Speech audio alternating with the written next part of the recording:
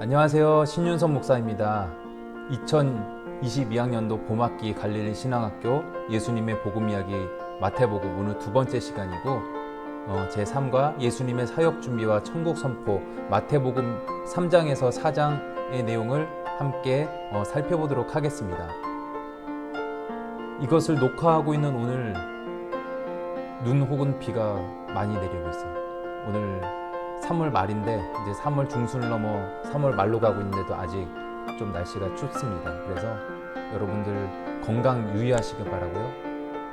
또 오미크론의 전파, 또 코로나의 전파가 참 심상치 않고 또 지금 정점을 향해 가고 있는데 정말 이 어려운 때를 잘 넘어가시기를 원합니다. 그리고 혹시 코로나에 확진되신 분들이 있다면 잘 격리하시고 또한 치유되셔서 함께 기쁨으로 서로가 얼굴과 얼굴을 마주 대하여 보게 될 그날을 기대하며 소망합니다.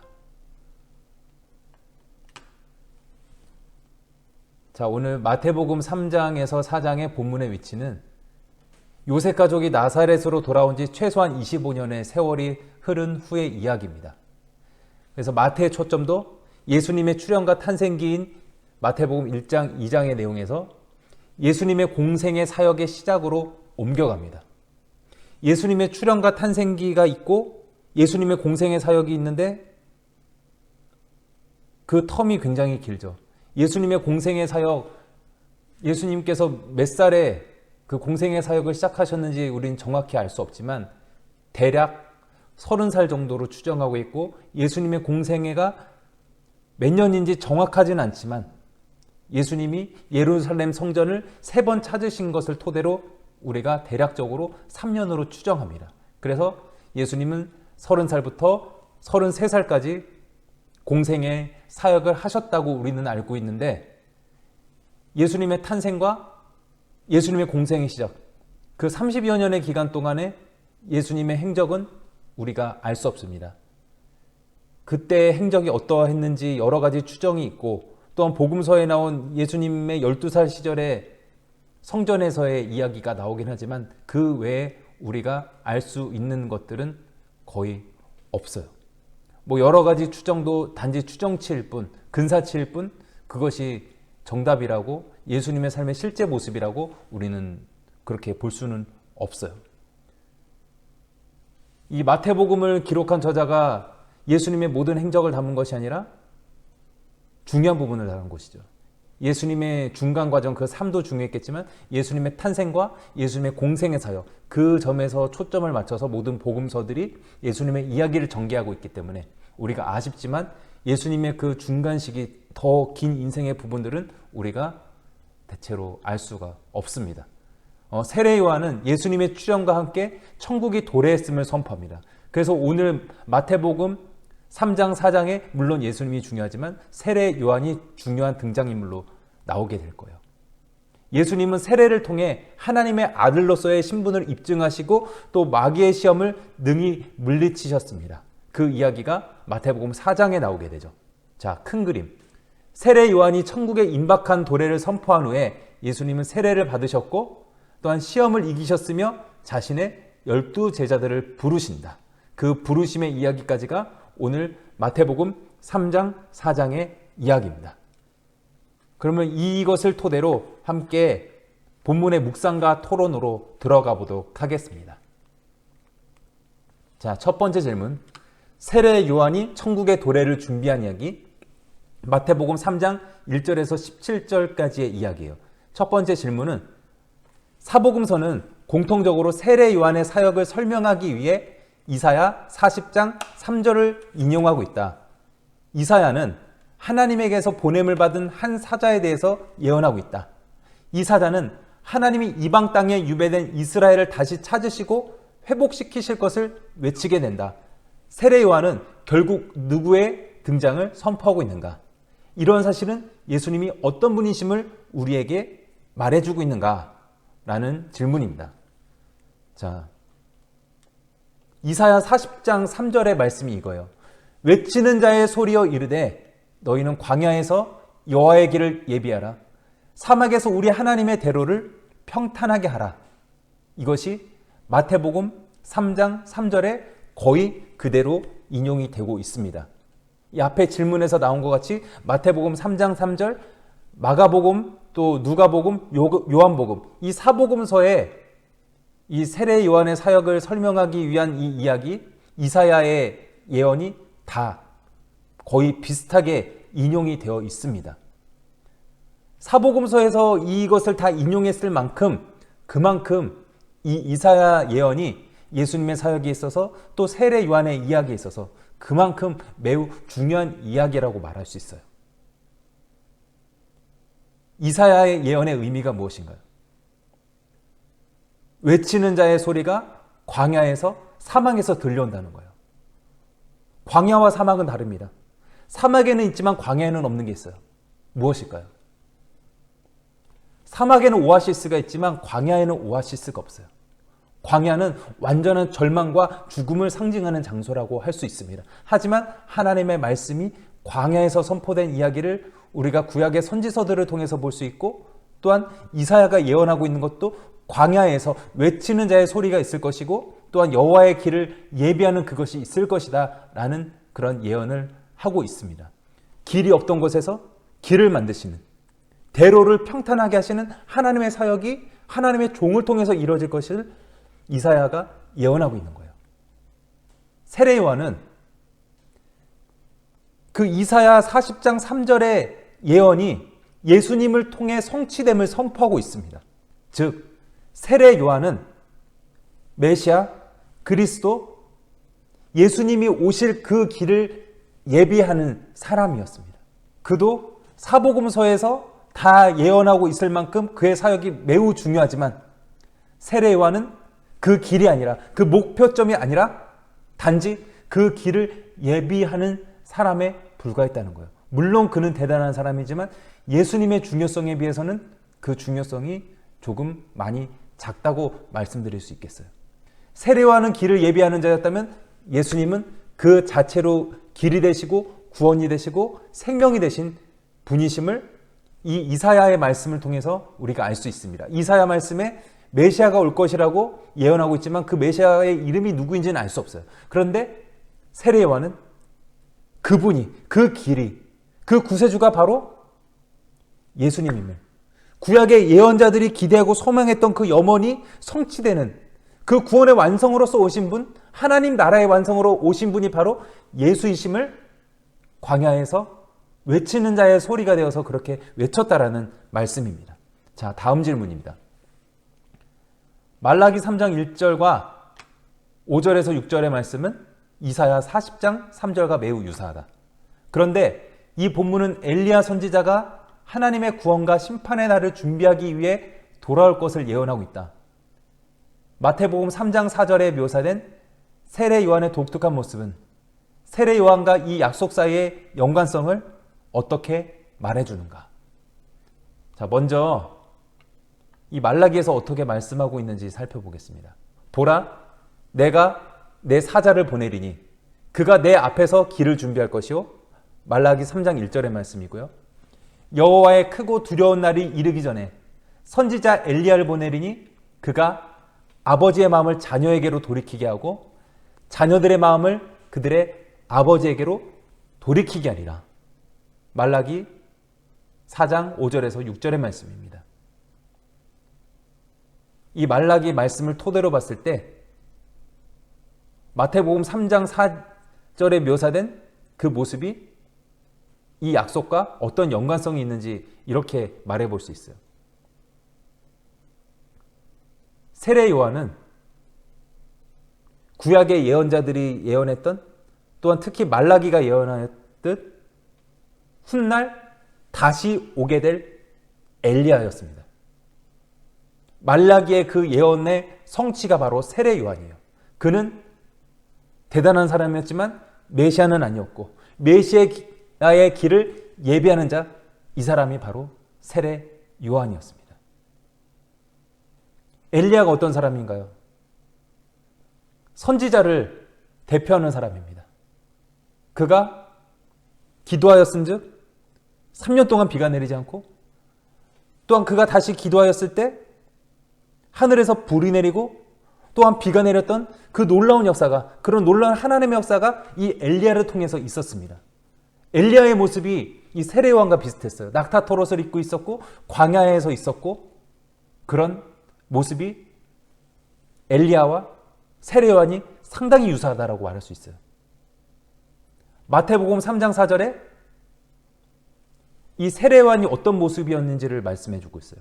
그는 낙타토롯을 입었고 허리에는 가죽띠를 띠었고 음식은 메뚜기와 석청을 먹었다라고 말씀하고 있어요. 엘리야와 너무나도 비슷한 모습이에요.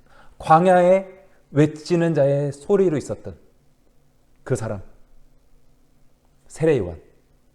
엘리야와 비슷한 모습으로 온 그 세례요한의 모습을 이렇게 마태복음 3장 4절에서 묘사해 주고 있는 것입니다. 이사야, 말라기, 또 사복음서의 주된 예언인 만큼 그만큼 세례 요한이 아주 중요한 인물이라는 거예요. 후에 예수님께서 여자가 낳은 사람 중에 이보다 더 큰 사람이 없다, 세례 요한보다 더 큰 자가 없고 선지자 중에 이보다 더 큰 사람이 없다고 할 정도로 그렇게 구약의 마지막 선지자이고 또한 가장 큰 자라고 할 수 있는 사람이 세례 요한입니다.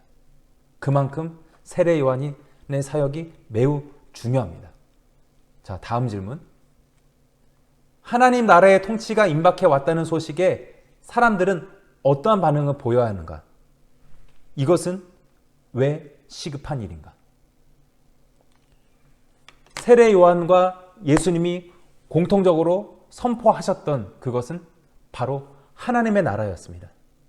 이 하나님의 나라가 천국, 하늘 나라로 번역되기도 하고 하나님 나라로 번역되기도 하는데, 이 여기서 말하는 하늘이란 것은 정말 그 물리적 하늘을 말하는 것이라기보다는 인간의 한계와 유한성을 초월해 있는 그 초월의 영역이 바로 하늘이고, 그것이 바로 하나님 나라라고 말할 수 있어요.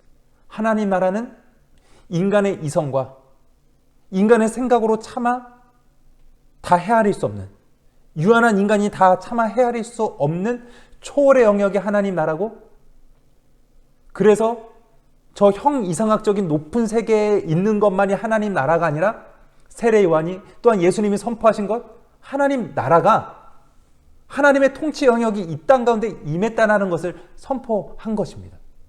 하나님 나라가 이 땅 가운데 이루어지는 것, 그것을 세례 요한과 예수님이 선포하셨다는 거예요.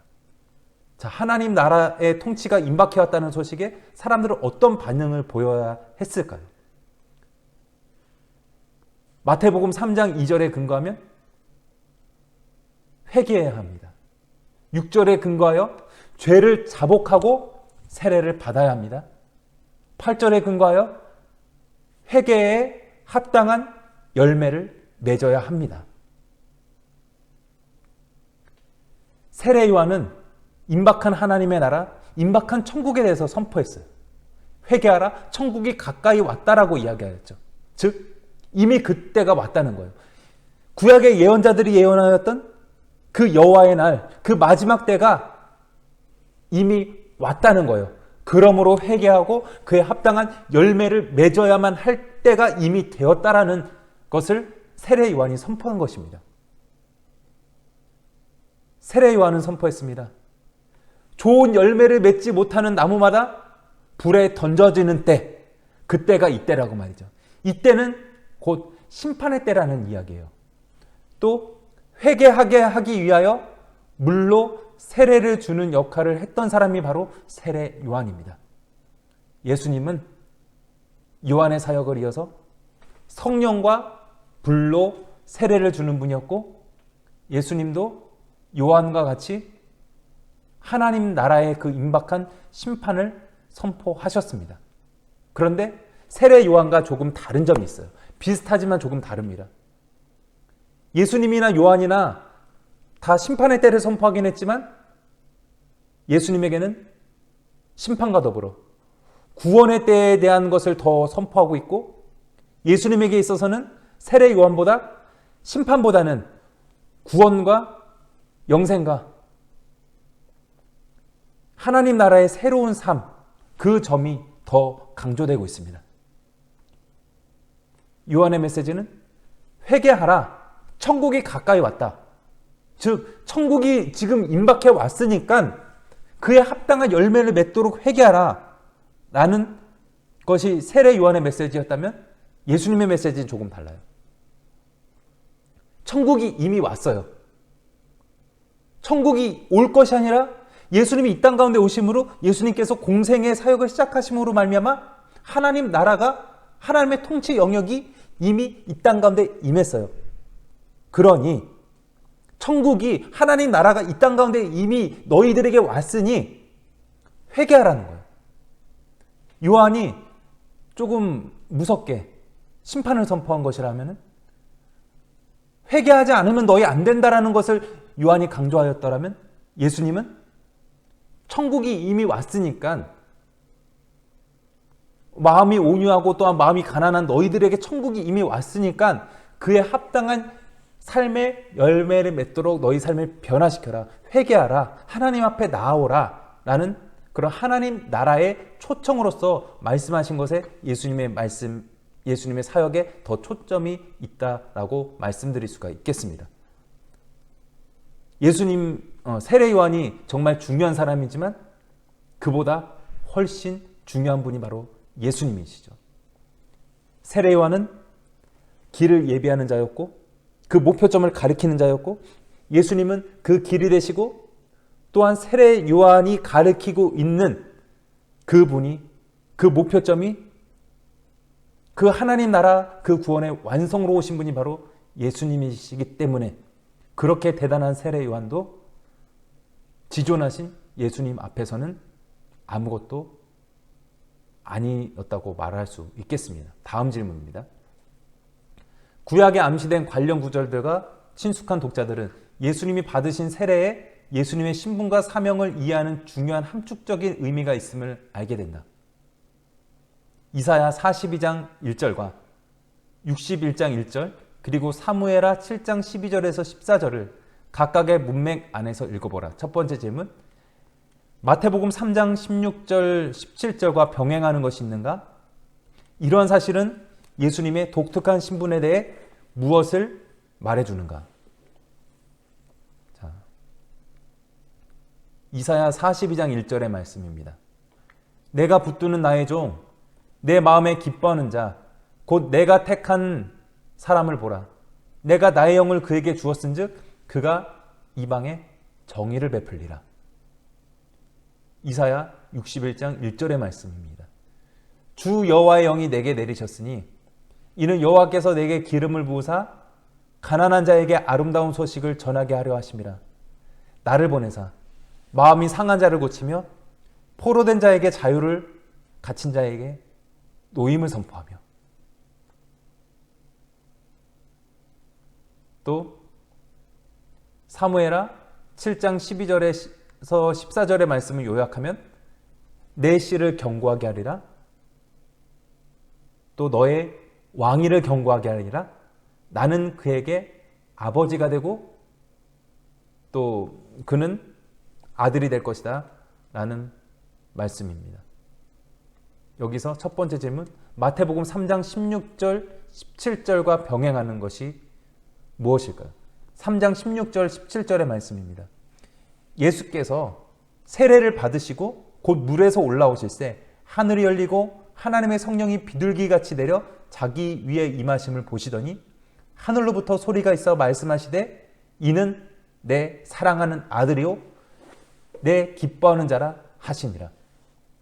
예수님께서 세례 요한에게 성령을 받으셨을 때, 성령을 받으신 것이 아니라 세례를 받으셨을 때 하늘이 열리고 하늘에 하나님 음성이 들려왔던, 그러므로 예수님이 진정한 하나님의 아들임을 하나님께서 선포하신 그 이야기예요.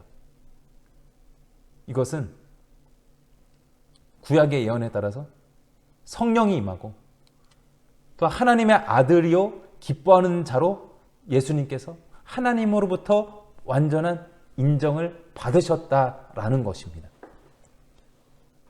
두 번째 질문, 이러한 사실은 예수님의 독특한 신분에 대해서 무엇을 말해주는가? 예수님은 기름 부음 받은 자예요. 메시아이고 그리스도이십니다. 메시아가 기름 부음 받은 자라는 뜻이에요. 구약에 기름 부음 받아 세워지는 세 가지 직책이 있었습니다. 왕, 제사장, 선지자가 그것이었어요. 특별한 하나님의 사람으로 기름 부음 받아 세워지는 사람이 있었고, 또한 구약의 예언들은 마지막 날에 그렇게 기름 부음 받은 특별한 하나님의 종이 와서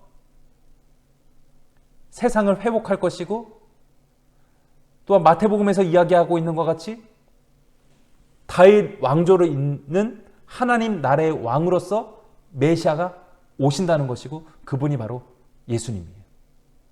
우리가 흔히 예수 그리스도라고 하죠. 이름이 예수고 성이 그리스도인 것이 아니라 그리스도도 메시아랑 똑같은 말이에요. 히브리어인 메시아를 헬라어 그리스어로 바꾼 것이 바로 그리스도입니다. 그러므로 우리는 예수 그리스도라고 하죠. 예수님은 하나님의 그런 특별한 인정을 받은 기름 부음 받은 자입니다. 그리고 세례 요한에게 세례를 받을 때에 하나님이 딱 인증을 해주셨듯이 누가 뭐래도 예수님은 하나님의 아들이심이 그렇게 선포되었습니다. 자, 다음 질문입니다. 두 번째, 예수님이 시험에서 승리하신 이야기, 예수님의 세 가지 시험의 이야기가 마태복음 4장 1절에서 11절까지에서 나오고 있습니다. 첫 번째 질문, 예수님이 광야에서 40일간 겪은 시험은 이스라엘 백성이 광야에서 40년간 겪은 시험과 병행된다. 하나님의 아들 격인 이스라엘은 자신들에게 반복된 시험을 어떻게 지내왔는가? 하나님의 사랑하는 아들이신 예수님은 시험을 당하실 때 어떻게 견디셨는가? 신명기 8장 2절에서 3절에 이 말씀이 있어요. 사람이 떡으로만 사는 것이 아니요 여호와의 입에서 나오는 모든 말씀으로 산다. 예수님이 마귀에게 시험을 받으셨을 때 마태복음에 의하면 첫 번째 시험이 바로 이것이었어요.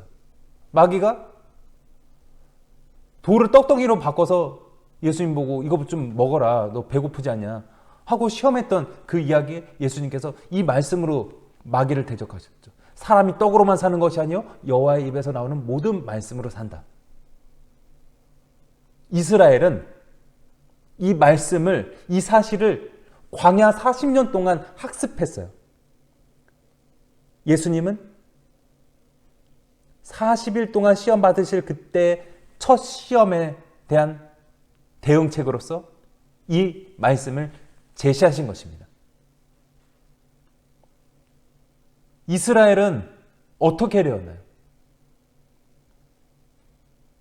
이 진리를 그들의 삶 가운데 새기지 못했어요. 이 진리대로 그들은 살아가지 못했어요. 하나님이 광야의 이스라엘에게 무엇을 해주셨죠?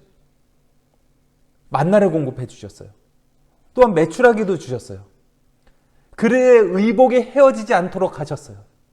그들에게 필요한 모든 것들을 공급하여 주셨어요.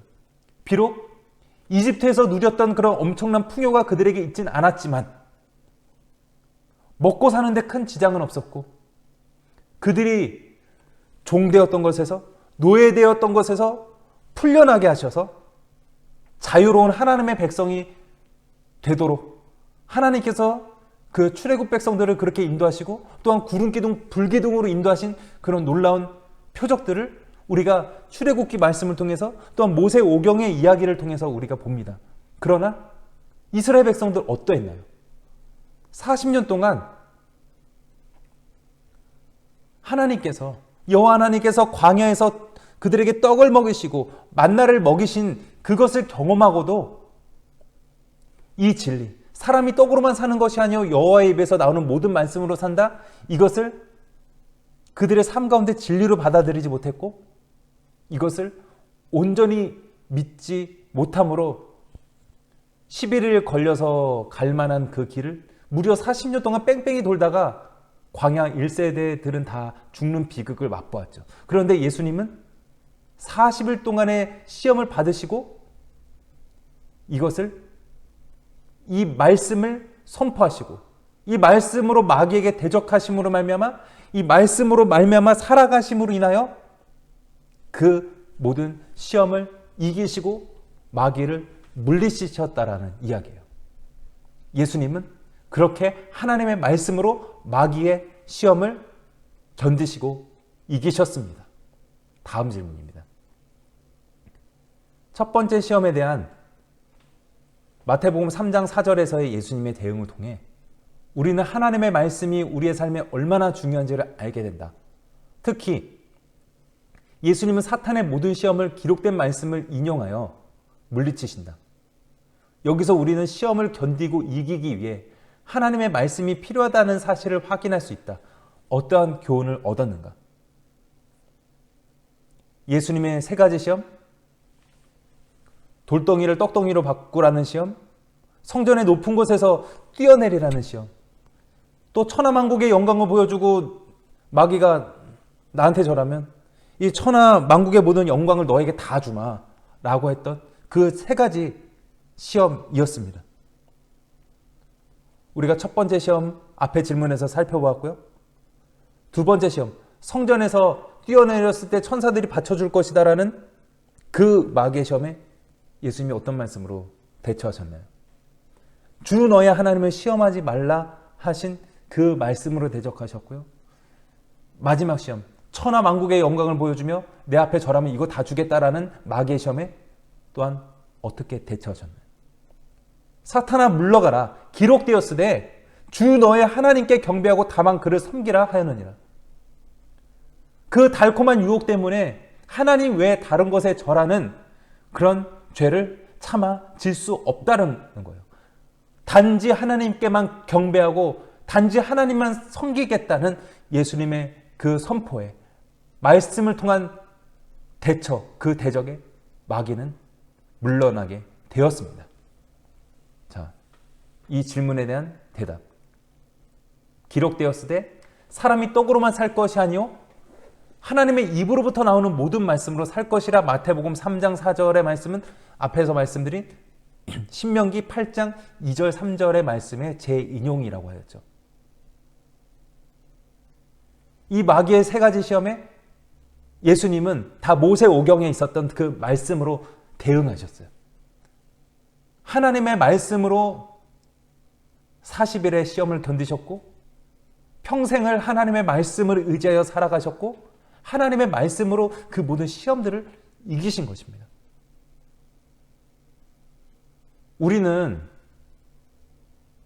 이전에 7, 80년대에는 아마 성경 암송들을 많이 하셨을 거예요.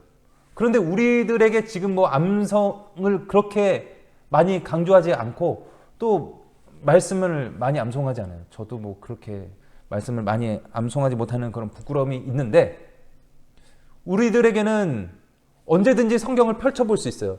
이 성경 책을 딱 펼쳐보진 않아도 스마트폰에 성경 어플이 있기 때문에 그냥 찾아보면 검색어만 찾으면 언제든지 다 나와요. 대충 뭐 어떤 말씀이 있는데 그거 키워드 쳐보면 다 나와요. 그렇기 때문에 우리는 굳이 성경 말씀을 그대로 암송하지는 않는 것이 보통이죠. 요즘은 그래요. 스마트폰 시대 이후 더더욱 그러하죠. 그런데 우리는 이렇게 스마트폰 어플로 또 컴퓨터로 검색해보고 찾아보면 바로 나오는데 유대인들은 그렇지 않았죠. 유대인들에게는 성경 암송이 기본이었어요. 그때는 성경을 가지고 있는 사람들이 거의 없었죠. 또 글자를 아는 사람도 그렇게 많지 않았어요. 그래서 기록보다는 구전, 입에서 입으로 전해지는 게 보통이었어요. 그래서 기록된 것을 볼 수 있는 사람들은 아주 극소수의 사람들이었기 때문에 입에서 입으로 옮겨져서 이것이 말씀이 전해졌고 또 70인역이라는 그것을 이 사람들이 구약의 성경을 헬라어로 기록하게 되었을 때 구전에서 구전으로 들어왔던 그 이야기, 그 성경의 그 말씀들을 서로 그것을 다 받아서 적어서 그리스어 헬라어로 옮겼는데 그것이 거의 오차가 없진 않았지만 약간의 오차만 있고 거의 다 일치하였다고요.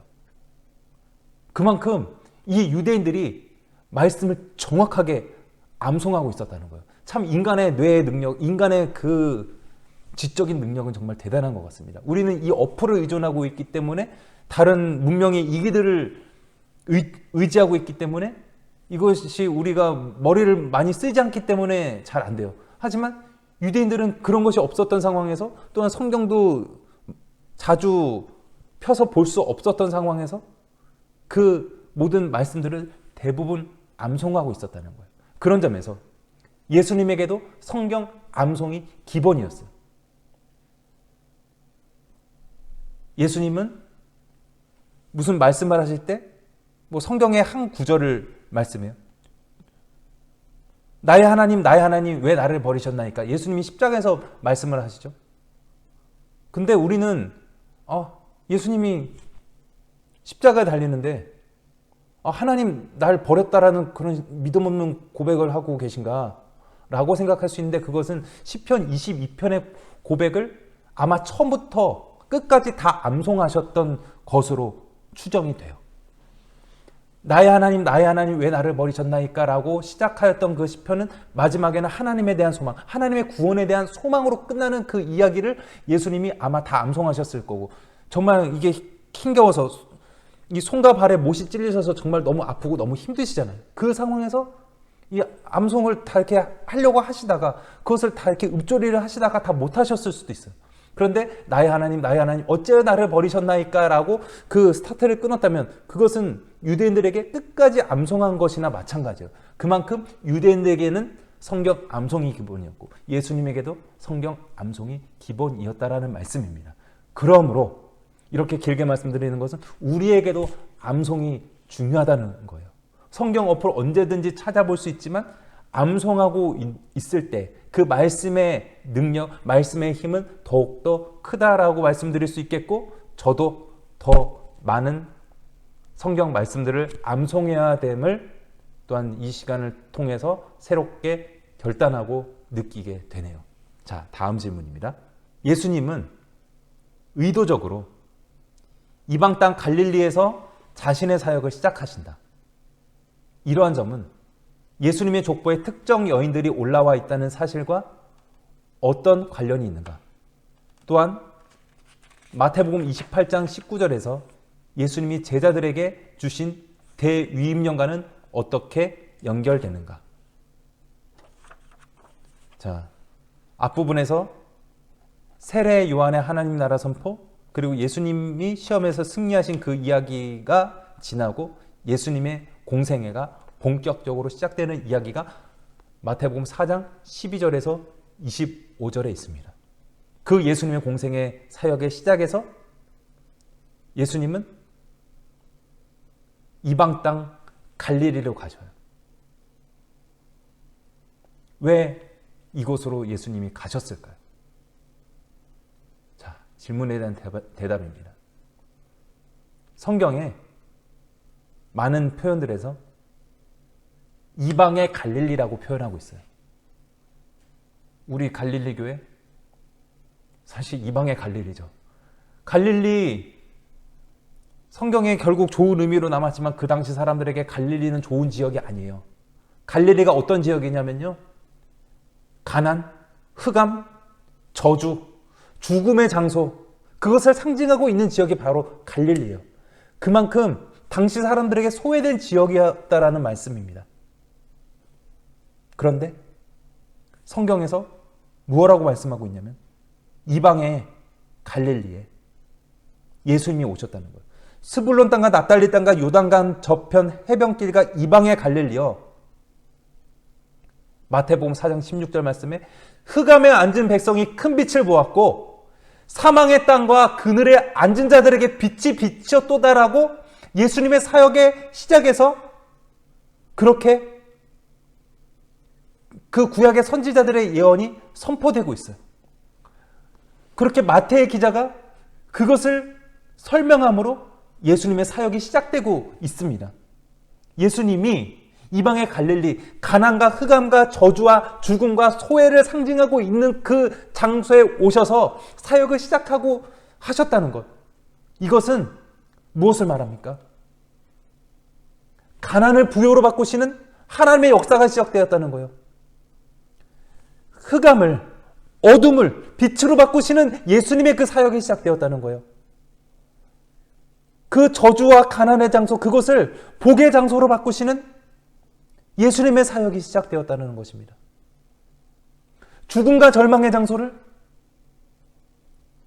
생명과 부활의 장소로 바꾸시는 예수님의 사역이 그곳 이방의 갈릴리에서 시작이 되었다라는 것입니다. 자, 첫 번째 질문. 이러한 점은 예수님의 족보에 특정 여인들이 올라와 있다는 사실과 어떤 관련이 있는가? 지난 시간에 살펴보았듯이 여인 및 부정한 자들이 예수님의 족보에 포함이 되었어요. 아브라함은 이삭을 낳고 이삭은 또 누구를 낳고 그래서 아브라함부터 다윗까지 14대, 또 다윗부터 바벨론 유수까지 14대, 또 바벨론 유수부터 예수님까지 14대로 구성된 그 족보에서 좀 부정한 사람들, 좀 이렇게 행실과 그 근본이 의심되는 사람들의 족보가 있었죠. 유다와 다말의 이야기가 있었고 라합이 있었고, 그런 사람들의 이야기가 이 왕의 족보, 왕이신 예수님의 족보에 이런 인간의 흑 역사가 포함이 되었다라고 지난 시간에 말씀드렸습니다. 그것은 죄 많은 인간 역사에 예수님이 들어오심을 상징적으로 이 족보의 이야기를 통해서 보여주고 있다라고 지난 시간에 말씀드렸습니다. 마찬가지예요. 여기서 이방의 갈릴리, 그런 가난과 흑암과 저주와 죽음의 장소에 예수님이 오셨다는 것, 그것은 그런 부정한, 그런 흑역사의 족보에 예수님께서 오신 것 같이 죄 많은 인간 역사에 그렇게 예수님이 들어오셨다는 것, 더 좀 다가오는 용어로 표현한다면 예수님이 그런 인간의 흑역사, 죄의 역사에 침투하셨다는 것, 그것을 보여주고 있는 거예요. 두 번째 질문. 또한 마태복음 28장 19절에서 예수님이 제자들에게 주신 대위임령과는 어떻게 연결이 되는가? 마태복음 28장 19절, 마태복음 끝부분의 이야기입니다. 그러므로 너희는 가서 모든 민족을 제자로 삼아 아버지와 아들과 성령의 이름으로 세례를 베풀고 라고 말씀하고 있습니다. 어떤 사람들에게요? 특정인들에게만 해당되는 것이 아니에요. 유대 백성들에게만 해당되는 것이 아니에요. 소수의 제자 무리들에게만 해당되는 것이 아닙니다. 뭐라고요? 너희는 가서 모든 민족을 제자로 삼아 아버지와 아들과 성령, 즉 삼위일체 하나님의 이름으로 그런 모든 사람들에게 세례를 베풀라고 말씀하고 있습니다. 말 그대로 모든 민족, 남녀노소, 어떤 피부의 색깔이나 인종이나 어떤 문화적 배경에 있는 사람이나 다 상관없이 정말 세상의 모든 사람을 제자로 삼고 세례를 주라는 것을 마태복음 28장 19절, 마태복음 마지막에서 선포하고 있고, 또한 예수님의 그 사역의 공생의 시작에서 이방의 갈릴리에 예수님께서 오셨다는 그것을 통해서, 그 가난과 흑암과 저주와 죽음의 장소에 예수님이 오셨다는 것을 통해서, 복음은, 구원은 특정인들에게만 해당되는 것이 아니란 것을 보여주고 있습니다. 복음은 차별 없이 그 어느 누구에게나 임하는 것임을 마태복음 전체에서 말씀하고 있는 것이라고 볼 수 있겠습니다. 자, 다음 질문입니다. 나를 따라오너라라는 명령과 함께 예수님은 제자가 된다는 것이 본질적으로 무엇을 뜻하는지를 가르쳐 주신다. 예수님은 곧이어 전도적 사명의 관점에서 제자로의 부르심을 다시 이렇게 설명하신다. 내가 너희를 사람을 낚는 어부가 되게 하리라. 4장 19절의 말씀입니다. 예수님을 따르는 전도자적인 제자로서 당신의 삶에서 실제적으로 행할 수 있는 일들을 두세 가지 정도 적어보라. 네, 이것을 여러분들 집에서 정말 두세 가지 정도 생각나는 거 적어보시고요. 그것을 실천할 수 있는 것 여러분들 나름 또 생각하고 적어보실 수 있기 때문에 이 모든 질문들에 딱 이것이 정답이다라는 없지만 이 질문에는 특히 정해진 정답이 더 없는 것 같아요. 각자에게 적용되는 이야기라고 할 수 있겠습니다. 저는 이 질문에 대해서 이렇게 대답을 내려보았습니다. 예수님을 따르는 게 뭔가요? 예수님이 나를 따라오너라라고 하신 그 명령, 그 부르심의 의미는 무엇인가요? 예수님을 따르는 것은 무언가를 버리고 무언가로부터 떠나는 거예요. 예수님의 제자들 대부분이 어부들이었죠. 근데 베드로, 야고보, 요한 이런 사람들이 그들의 생업이었던 그 어부의 삶, 그들의 배와 그물을 버려두고 바로 예수님을 따라갔어요. 그렇다면 제자들은 이렇게 예수님을 따를 때 자신의 것들을 버려두고 자신의 그물과 배를 버려두고 예수님을 따라갔다면, 그렇다면 우리는 무엇을 버리고 무엇으로부터 떠나야 할까요? 각자 그것에 대해서 다른 대답 또한 다른 적용을 하실 수 있을 거예요. 저는 이렇게 생각합니다. 예수님을 따르는 것은, 또 하나님 나라의 백성이 되는 것은 악의 구조, 악의 시스템에서 떠나는 거예요. 악의 평범성이라는 그 구조 가운데 우리는 살아가고 있습니다. 악의 평범성, 한나 아렌트의 용어이죠. 예루살렘의 아이히만이라는 책에서 나온 유명한 용어가 바로 악의 평범성이에요. 예루살렘의 아이히만, 이 아이히만이라는 사람이 나치 당원이었고 히틀러 나치 치하에서 많은 일들을 담당했던 공무원이 바로 이 사람 아돌프 아이히만이에요. 그 사람이 나중에 아르헨티나의 부에노스아이레스에서 사형을 선고받죠. 이 사람 너무 억울해요. 나는 나치당에 충성해서 나는 할 일을 한 것뿐인데 내가 뭘 잘못해서 내가 사형을 당해야 되나요? 그에겐 죄가 있었어요. 그 죄는 악의 시스템을 분별 없이 받아들인 것, 양심의 가책이 전혀 없지는 않았지만 그렇게 수많은 사람들이 가스실에서 죽어가고 그런 모습을 봤을 때 마음에 동요가 없지는 않았지만 큰 양심의 가책이 없이 그 일들을 나치의 명령이라고 해서, 상부의 명령이라고 해서 그대로 행했던 것이 그의 죄였기 때문에 그는 사형을 선고받았습니다. 마찬가지예요.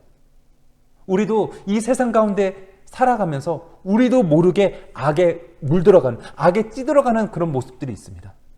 우리가 이 사회를 떠나서 은둔하여 수도원에 가거나 기도원에 가거나 그런 산지에 박혀서 그렇게 살아갈 수는 없어요. 가끔 그럴 때는 있지만 그것은 그냥 가끔이고 우리가 살아가야 될 삶의 자리가 있습니다.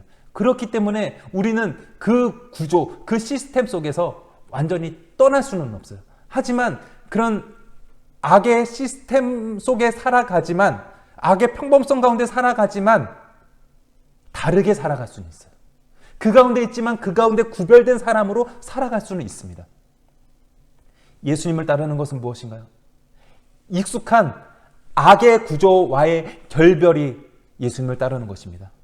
세상 속에 있지만 세상과는 다르게 살아가는, 세상과는 구별된 사람으로 살아가는 것이 바로 예수님을 따르는 제자의 삶이라고 말씀드릴 수 있겠습니다. 이 사순절에 익숙한 악의 구조와 결별하고 세상과는 구별된 모습으로 예수님을 따르는 것, 이것이 우리들에게 너무나도 중요한 가르침이라고 할 수 있습니다. 예수님의 제자들은 당시 로마 제국의 통치하에 있었어요. 그러나 그들은 로마적 방식을 따르지 않았습니다. 모든 길은 로마로 통하죠. 팍스 로마나라고 합니다. 로마의 통치, 로마의 평화라고 합니다. 하지만 로마의 평화가 아니라 팍스 로마나를 제대로 그 문화적 배경과 그 용어를 우리가 자세히 곱씹어 보면 로마의 평화라기보다는 로마의 평정이라고 봐야 될 거예요. 로마의 방식에서, 그 거대한 제국의 시스템에서 엄청난 착취가 있었어요. 그 당시 대다수의 유대인들은 로마 제국 통치하에서 많은 돈을 세금으로 바치면 그들에게 정말 남는 것이 없었습니다. 참 어려운 가운데 살아갔고 착취의 시스템 가운데 그들이 있었다는 거예요.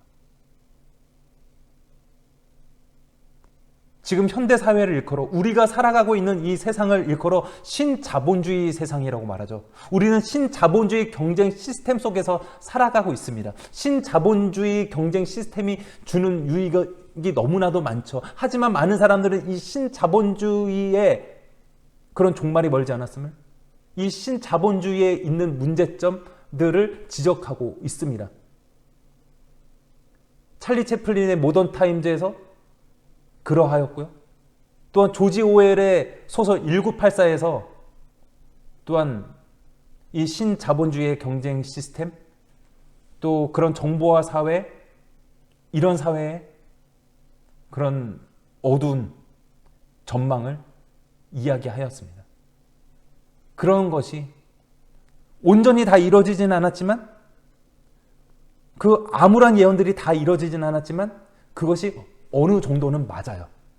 그러므로 우리는 신자본주의 경쟁 시스템 속에서 살아가고 있지만 신자본주의적 착취 방식이 아니라 그 가운데 살아가면서도 우리가 경쟁의 시스템 가운데 있으면서도 착취가 아니라 짓밟음이 아니라 차별이 아니라 가진 것 못 가진 것으로 사람을 나누는 구분과 차별이 아니라 상생과 화합의 방식으로 살아가는 것, 이것이 바로 예수님을 따르는 것이 아닌가라고 저는 개인적으로 생각을 합니다. 자, 다음 질문입니다. 마태복음 4장 23절에서 24절의 말씀은 예수님의 사역을 요약한다. 첫 번째 질문, 예수님이 근본적으로 행하시는 세 가지 일은 무엇인가?